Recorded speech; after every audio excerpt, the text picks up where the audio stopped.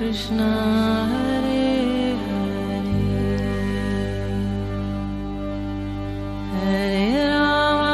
हरे राम राम राम हरे हरे। नमस्कार, रेडियो मानव रचना 107.8 FM पर मैं हूं सरिता आपके साथ। तो शुरू हो चुका है प्रोग्राम आत्मदर्शन। प्रोग्राम आत्मदर्शन में इस मधुर बेला में हम जानते हैं प्रभु की लीलाओं के विषय में, श्री कृष्ण के बारे में हम जानते हैं। और इस प्रोग्राम में हमेशा की तरह हमारे साथ अपना ज्ञान बांटने के लिए स्टूडियो में मौजूद हैं रागलेखा दासी जी, चरण आश्रित युगाचार्य श्री श्रीमद भक्ति वेदांत नारायण गोस्वामी जी की शिष्या। रागलेखा दासी जी, आपका स्वागत है हमारे स्टूडियो में। हरे कृष्ण। प्रोग्राम आत्मदर्शन में आजकल हम जिस विषय पर बात कर रहे हैं वो है श्री गौरांग सुधा पुस्तक, जिसे लिखा है वृंदावन के बहुत ही सज्जन पुरुष ने, साधु महात्मा जी ने, और जो मिश्रण है चैतन्य भागवत और चैतन्य चरित्रामृत का। इन दो ग्रंथों का मिश्रण है श्री गौरांग सुधा। श्री चैतन्य महाप्रभु जी की जीवनी है जो निमाय के रूप में अवतरित हुए। निमाय उनका बचपन में नाम रखा गया, विशंबर रखा गया, बहुत सारे नामों से उन्हें अलंकृत किया गया और उन्होंने सब पर कृपा की, अपने भक्तों पर कृपा की और पूरे नवद्वीप को जो है वो उन्होंने भक्ति कीर्तन में, श्री कृष्ण प्रेम रस में डुबो दिया। रागलेखा दासी जी, हमने आपसे पिछले एपिसोड में जाना कि किस तरह से उन्होंने अलग अलग अपने भक्तों पर कृपा की, हरिदास ठाकुर जी पर, अद्वैताचार्य जी पर, मुकुंद पर और गंगादास जी पर, श्रीधर जी पर, मुरारी गुप्त पर। बहुत ही उनके भक्त थे, बहुत सारे भक्त थे और उन्होंने अपने सभी भक्तों को ऐश्वर्य भाव सप्तपहर में, मतलब बहुत ही सुंदर रूप में उन्होंने सभी को दर्शन दिए, सभी को जो है भक्ति रस प्रेम रस के बारे में बताया। आगे आपसे जानना चाहेंगे कि इस जीवनी में और क्या आगे चीज प्रकाशित की गई है। जी। महाप्रभु अब निमाय पंडित जो है या गौर सुंदर जो है वो अब शिवाजी जी के घर में नित्यानंद जी को उन्होंने सौंपा था। नित्यानंद जी को बोला कि शिवाजी जी को बोला कि आप नित्यानंद जी को मैं आपको सौंप रहा हूँ। तो अब थोड़ा उनके घर में वो कैसे रहते थे नित्यानंद जी, उसका सब वर्णन बता रहे हैं। जो बलराम जी का रूप थे। बलराम जी का रूप थे जी। तो वो बोले कि शिवाजी के घर में जो नित्यानंद जी बाल्य भाव में आविष्ट होकर रहते थे और अनेक प्रकार की लीलाएं करते थे जी। और शिवाजी और मालिनी देवी जो उनकी पत्नी थी उनको आनंद सागर में डुबाते रहते थे जी। और शिवाजी को बाप बाप कहते थे और मालिनी देवी के गोदी में बैठकर और स्तनपान करते थे जी। यद्यपि मालिनी देवी के स्तन का दूध सूख चुका था, फिर भी नित्यानंद जी की गोद में बैठकर उनका स्तन स्पर्श करते ही उनके सूखे स्तन से दूध की धारा झरझर बहती थी जी। इसको देखकर सभी लोग हतप्रद हो जाते थे क्योंकि नित्यानंद प्रभु हैं 21 वर्ष के और मालिनी देवी का स्तन का दूध सूख गया था, किंतु फिर भी ये 9वां अष्ट सात्विक विकार है कि भगवान या उनके परिकरों के स्पर्श करने से स्तन से दूध बहना शुरू हो जाता है। जैसे यशोदा मैया थी, जब कृष्ण उनका स्तनपान करते थे तो उनके आंखों से आंसू और स्तन से दूध झरना शुरू हो जाता था। अच्छा। तो इसलिए वो अब सभी लोग हतप्रद होते थे। तो एक दिन गौर सुंदर नित्यानंद जी से कहने लगे, श्रीपाद नित्यानंद जी, आप मेरे पीछे यहाँ किसी से झगड़ा या किसी प्रकार की शरारत नहीं करेंगे। ये सुनकर नित्यानंद प्रभु कहने लगे, दोनों कान पकड़ने लगे, कृष्ण कृष्ण कहने लगे और बोले, क्या आप सभी को अपने जैसा समझते हैं? मैं तो किसी प्रकार की चंचलता नहीं करता हूँ। तो प्रभु बोले, श्रीपाद मुझे बताने की आवश्यकता नहीं है, मैं सब जानता हूँ आप कैसे भोले भाले हैं। नित्यानंद प्रभु बोले, अच्छा बताइए मैंने क्या शरारत की? तो प्रभु बोले, आप प्रसाद पाते पाते उसे सारे घर में फैला देते हैं, प्रसाद पाते हैं और थोड़ा सा इधर उधर बिखरा देते हैं। जी जी। तो नित्यानंद प्रभु बोले, ऐसे तो पागल करते हैं, मैं क्या आपको पागल दिखाई देता हूँ? वास्तव में बात ये नहीं है, कुछ और है। मैं समझ गया, आप लोग मुझे खिलाना नहीं चाहते हैं, इसलिए जानबूझकर मेरा दोष निकाल रहे हैं। अच्छी बात है, आप मुझे मत खिलाइए, स्वयं खाइए और व्यर्थ ही मेरी बदनामी तो मत कीजिए। ये सुनकर प्रभु नित्यानंद प्रभु को गले से लगा लेते और समझाने लगे, देखिए श्रीपाद जी, ऐसी बात नहीं है, मैं आपकी बदनामी नहीं कर रहा हूँ, किंतु मैं और आप तो एक ही आत्मा है, दो शरीर एक आत्मा है, तो आपकी बदनामी मेरी बदनामी है। आप बाल्य भाव में आविष्ट होकर सब कुछ भूल जाते हैं, इसलिए मैं चाहता हूँ कि आप अपने भावों को सबके सामने प्रकाश ना करें। नित्यानंद प्रभु एक छोटे से बच्चे की भांति में चलते हुए कहने लगे, अच्छी बात है, अब ऐसा नहीं करूंगा। और ऐसे कहकर जोर जोर से खिलखिलाकर हंसने लगे। प्रभु को सामने देखकर पुनः बाल्य भाव में आविष्ट हो गए और कपड़े को सिर पर पगड़ी की तरह बांधकर नग्न होकर आंगन में यहाँ वहाँ चंचल बच्चे की भांति भाग दौड़ करने लगे। उन्होंने अपने नीचे का वस्त्र खोल दिया, सिर पे बांध लिया। अच्छा। और इधर उधर आंगन में घूमने लगे, जोर जोर से भाग दौड़ करने लगे, जैसे छोटा बच्चा होता है। तो ये देखकर प्रभु मुस्कुराने लगे और कहने लगे, श्रीपाद जी, गृहस्थ के घर में ये उचित नहीं है। अभी आप कह रहे थे कि क्या मैं पागल हूँ, और अभी आप स्वयं ही अपनी बात को छुटला रहे हैं। परंतु नित्यानंद प्रभु को तो होश ही कहाँ है कि वो कहाँ हैं, क्या कर रहे हैं। प्रभु स्वयं उनके पास गए और उन्हें पकड़कर वस्त्र धारण करवाए। और कभी भी उनके हाथ से, वे अपने हाथ से भोजन नहीं करते थे, तो मालिनी देवी की गोदी में बैठ जाते और वात्सल्य भाव से विभोर होके वो अपने पुत्र की भांति अपने हाथों से पुचकारते हुए खिलाती थी। जी, तो नित्यानंद जी श्रीपाद जी एक ही हैं। हाँ, गौर सुंदर उनको श्रीपाद जी कहते थे। श्रीपाद नित्यानंद माने श्रीपाद जी।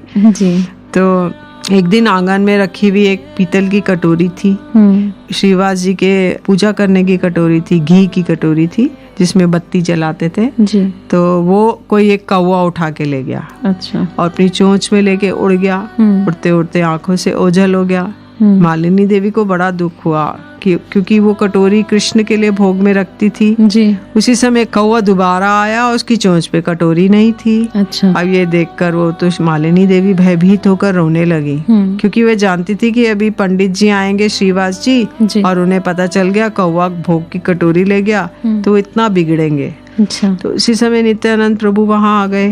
तो उन्होंने हंसते हुए मालिनी जी से पूछा, माँ आप क्यों रो रही हैं? आपको क्या दुख है, मुझे बताइए। तो मैं अभी चुटकी बजाते हुए उस दुख को दूर कर दूंगा।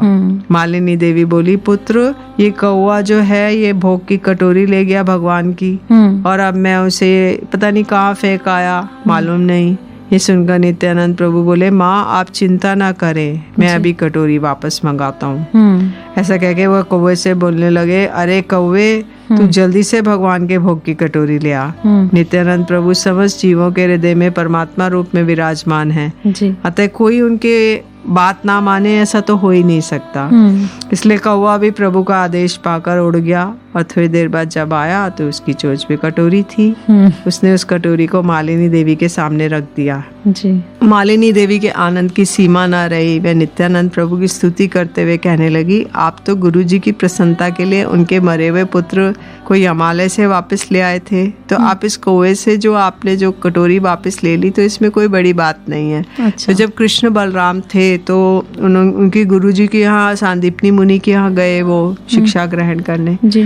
तो गुरु पत्नी ने बोला कि जब शिक्षा समाप्त हो गई तो गुरु पत्नी ने गुरु जी से कहा कि इनसे हमारे जो मरा हुआ पुत्र है उसको मांग लो। अच्छा। तो कृष्ण बलराम दोनों गए और गुरुदेव के मृत पुत्र को ले आए वापस जीवित जी। तो इसलिए बोले कि जब आप उनको ला सकते हैं तो आप अगर कौवे से ये ले आए तो कौन सी बड़ी बात है जी। फिर आगे मालिनी देवी कह रही हैं कि देखो आप अपने मस्तक पर अनंत ब्रह्मांड आपके धारण करते हैं, तो उसको उनको धारण करने में आपको कोई भी कष्ट नहीं होता। जैसे हाथी के मस्तक पर एक सरसों का दाना रख दिया जाए तो हाथी को कोई भार अनुभव नहीं होगा। ऐसे ही रामलीला में वनवास के समय आप सदा सर्वदा राम सीता की सेवा में रत रहते थे, परंतु आपने कभी भी सीता जी के चरण कमलों के ऊपर उनके किसी अंग पर दृष्टि नहीं डाली। अच्छा, वो लक्ष्मण रूप की बात कर रहे हैं कि लक्ष्मण जी सदैव सीता जी के केवल चरण कमल ही देखे थे, उसके अतिरिक्त इसलिए उनके चरणों के नूपुर पहचानते थे पर और कोई अंग का आभूषण नहीं जानते थे। तो वो बोल रहे हैं कि आपके तेजस्वी बाणों से सीता चोर रावण आपके वंश के साथ ही नष्ट हो गया, अपने वंश के साथ ही नष्ट हो गया। ऐसी महिमा सुनकर कालिंदी जी ने भी आपकी स्तुति की थी। एक समय बलराम जी द्वारका जी से माँ यशोदा और नंद बाबा अन्य ब्रजवासियों के दर्शन के लिए ब्रज में आए। तो वे चैत्र वैशाख या 2 महीने ब्रज में रहे। अच्छा। इसी दौरान एक दिन जब वे वरुण के द्वारा भेजी हुई वारुणी पान कर अपनी गोपियों के साथ विहार कर रहे थे। वारुणी उनकी बेटी है वरुण देवता की। अच्छा। तो वारुणी को पान करते थे, मतलब जैसे शराब जैसे वो है वारुणी, तो उन्हीं से नहीं, वारुणी उनकी बेटी थी। बेटी तो थी, किस रूप में पान करते थे? तो वो एक स्वरूप से वो उसी एक मादक पदार्थ भी है। अच्छा। और एक स्वरूप से उनकी बेटी है। अच्छा। तो उन्होंने गोपियों के साथ विहार कर रहे थे, तो उन्होंने जमुना जी में जल क्रीड़ा करने की इच्छा हुई उनकी, तो उन्होंने जमुना जी को आवाहन किया, परंतु जमुना जी नशे में मत होने के कारण उनकी अवज्ञा कर दी, तो वह अति क्रुद्ध हो गए बलराम जी जी। और उन्होंने हल के अग्रभाग से जमुना जी को खींचना आरंभ किया। अच्छा। तो वे भयभीत हो गई और उनके चरण कमलों में गिरकर क्षमा प्रार्थना करने लगी। जी। तो ये राम घाट की लीला है जहाँ पे एक स्थान है उजान। अच्छा।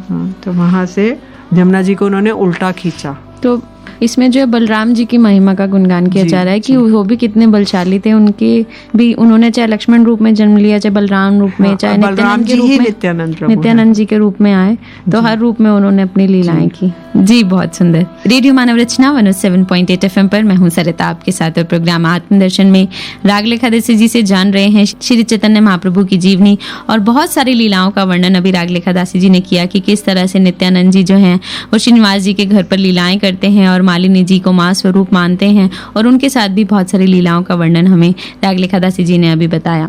आगे और भी जानेंगे इनसे बहुत कुछ, लेकिन एक छोटे से ब्रेक के बाद सुनते हैं एक प्यारा सा भजन, फिर लौट कर आते हैं। आप जुड़े रहिए रेडियो मानव रचना 107.8 FM के साथ। Feel good, feel live.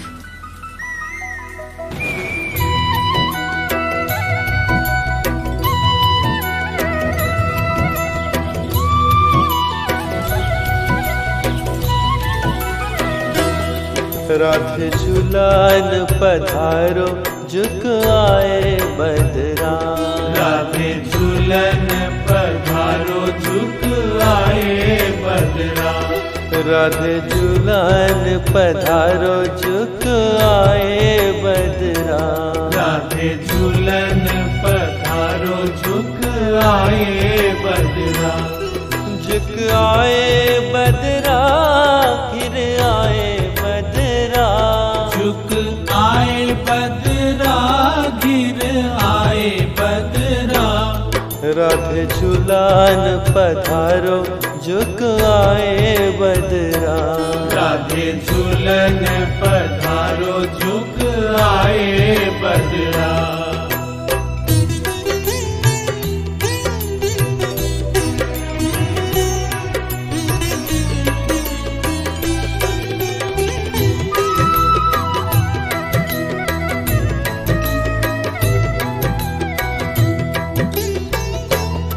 सो मान नाही कीजे हट छोड़ो रे आली। सो मान नहीं कीजे हट छोड़ो रे आली।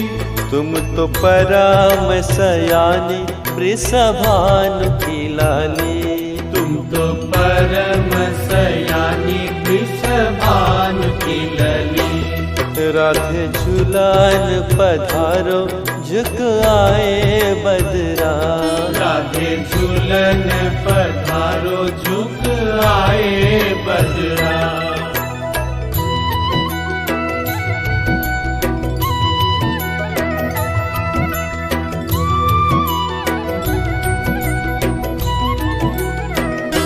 साजो सोल्हा श्रृंगारा डारो नैनन कजरा। साजो सोलह श्रृंगार डारो नैनन कजरा। पहर पचे रंग साड़ी ओढ़ो श्याम चदरा। पहरो पच रंग साड़ी ओढ़ो श्याम चदरा। राधे झूलन पधारो झुक आए बदरा। राधे झूलन पधारो झुक आए बदरा।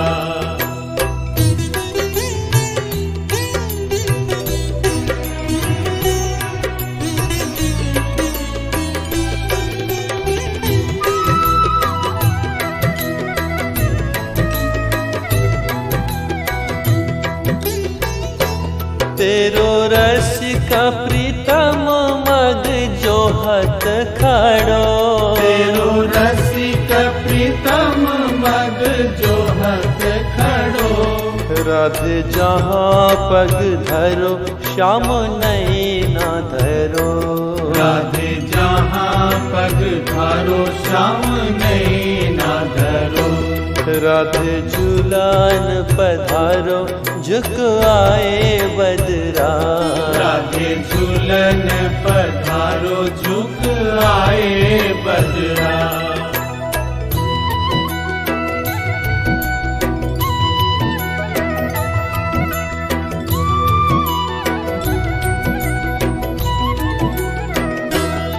डारी रेशम डोरी जापे झूले राधा गोरी, डारी रेशम डोरी जापे झूले राधा गोरी, जाकी बैया गोरी गोरी पहरे हाथन गजरा, जाकी बैया गोरी गोरी पहरे हाथन गजरा, राधे झूलन पधारो झुक आए बदरा, राधे झूलन पधारो झुक आए बदरा, झुक आए बदरा घिर आए बदरा, झुक आए बदरा गिर आए बदरा, राधे झूलन पधारो झुक आए बदरा, राधे झूलन पधारो झुक आए बदरा,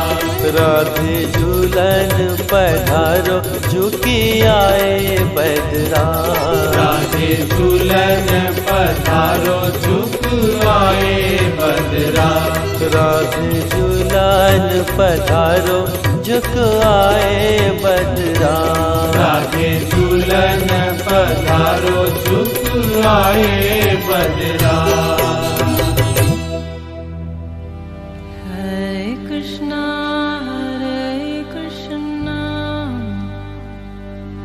Krishna Krishna, Hare Hare, Hare Rama, Hare Rama, Rama Rama, Hare Hare।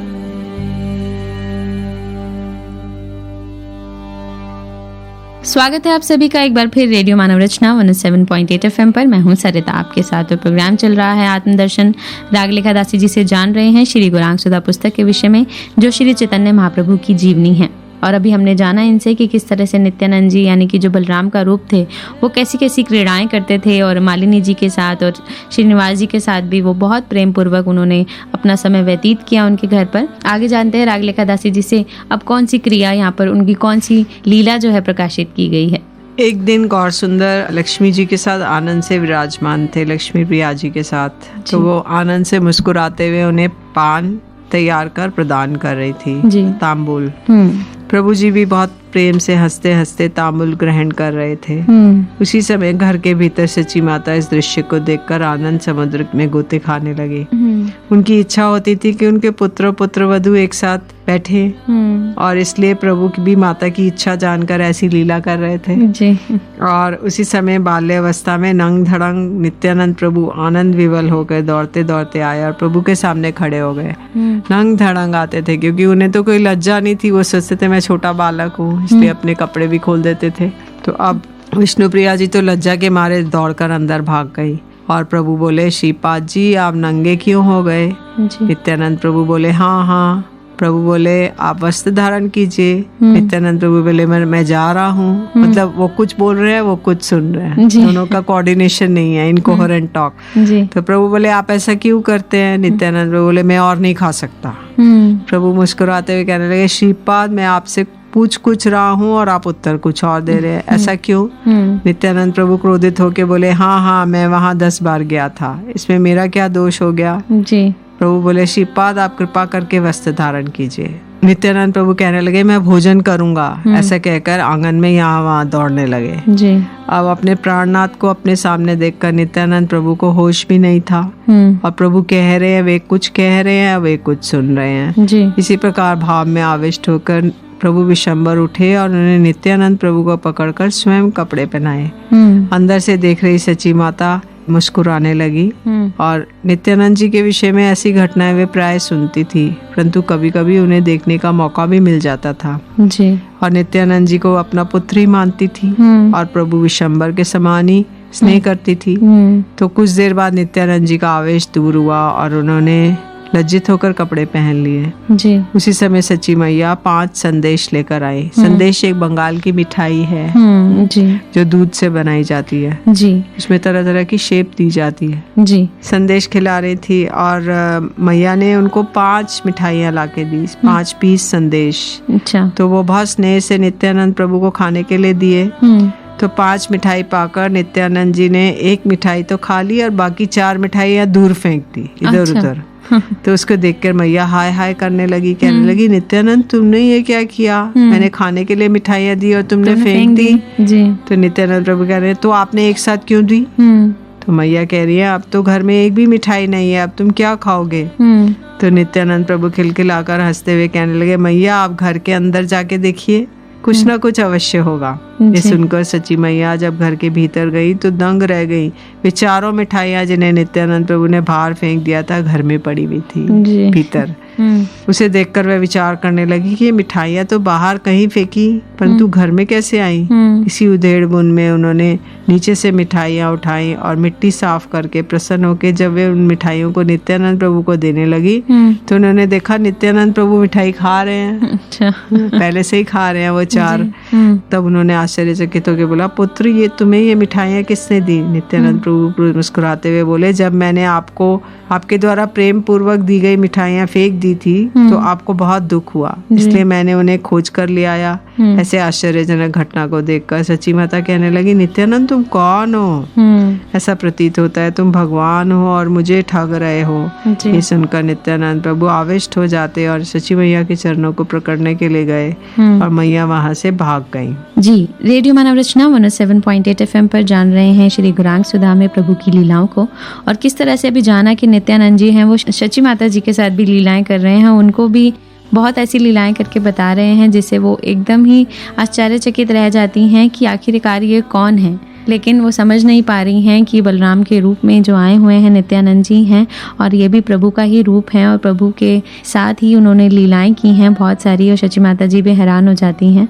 रागलेखा Dasi ji यहाँ पर आपसे जानना चाहेंगे कि सची माता जी और जो लक्ष्मी देवी जी हैं वो दोनों ही चाहती हैं कि जैसे लक्ष्मी माता जी और प्रभु जो है वो साथ रहें, लेकिन प्रभु जो है हमेशा अपने भक्तों के साथ ही भक्तों के साथ लीलाएं करते रहते हैं, लेकिन अपनी पत्नी जो लक्ष्मी जी हैं वो बहुत ही सब्र के साथ उनका इंतजार करती रहती हैं, लेकिन वो नहीं आ पाते उनके पास, वो चले जाते हैं। तो प्रभु की कैसी लीलाएं हैं कि उन्होंने मतलब उसको अपनी दूसरी पत्नी के रूप में लेकर भी आए, लेकिन फिर भी उनको वक्त नहीं दे पाते हैं। जी, जो गौर सुंदर है वो अभी संन्यास लेने वाले हैं कुछ दिन के पश्चात, तो उनको दिखा रहे कि संसार में यदि विवाहिता पत्नी है नव विवाहिता तो भी उनके साथ अटैचमेंट नहीं है, आसक्ति नहीं है कि आसक्ति होके उन्हीं के साथ बैठे रहे करते रहे हास परिहास, वो सब नहीं है। उनको डिटैचमेंट है, मतलब वो संसार में रहते हुए भी उससे अटैच नहीं है। तो दिखाया माँ से पत्नी से उनको वो पूरी आसक्ति नहीं है, केवल वो है बस, ठीक है उनसे वो करा जितना आवश्यकता हो, बाकी सब अपने उसमें भक्तों के साथ रास नृत्य आदि कीर्तन करने में भक्तों पे कृपा करने मतलब में वो हम लोगों को ये संदेश देना चाहते हैं कि अगर हमें प्रभु से जुड़ना है तो हमें डिटैचमेंट की जरूरत है, डिटैच होने की जरूरत है। इस आसक्ति देखिए संसार में, इस संसार में सबसे बड़ा कारण है बंधन का आसक्ति जी, क्योंकि हम एक दूसरे को मान लेते हैं ये मेरा पति है, पुत्र है, ये मेरे माता पिता है, ये मेरे हैं, ये मेरा पुत्र पुत्री, लेकिन हमने जन्म लिया तो ये सब चीजें भी जरूरी है, लेकिन फिर भी ये इटर्नल नहीं है, नित्य नहीं है, ना ये पहले थे ना आगे रहेंगे। तो केवल एक समय के लिए, कुछ समय के लिए है, लेकिन हमारा नित्य संबंध भगवान के साथ है और वो भगवान सदैव भूतकाल में भी भविष्यत काल में सदैव हमारे साथ रहेंगे, सदैव हमारी रक्षा करेंगे, सदैव हमारा पालन करेंगे। तो उनके साथ जो हमारा नित्य संबंध है उस चीज को हमें रियलाइज करना है। जी, रेडियो मानव रचना 107.8 FM पर जान रहे हैं बहुत कुछ रागलेखा दासी जी से। इस जड़ जगत में, इस संसार में मनुष्य जन्म लेता है तो बहुत सारी आसक्तियों से घिरा होता है। ठीक है, जन्म लिया है, मनुष्य जन्म में आए हैं तो हमें बहुत कुछ निभाना भी है, लेकिन उसके साथ हमें प्रभु का स्मरण नहीं भूलना है, प्रभु को याद करना है, प्रभु का कीर्तन भजन करना है और इसी तरह से अपने जीवन का व्यापन करना है। रेडियो मानव रचना 107.8 FM पर मैं हूँ सरिता आपके साथ, और आत्मदर्शन प्रोग्राम में श्री गौरांग सुधा का वर्णन बहुत ही सुंदर रागलेखा दासी जी से जान रहे थे।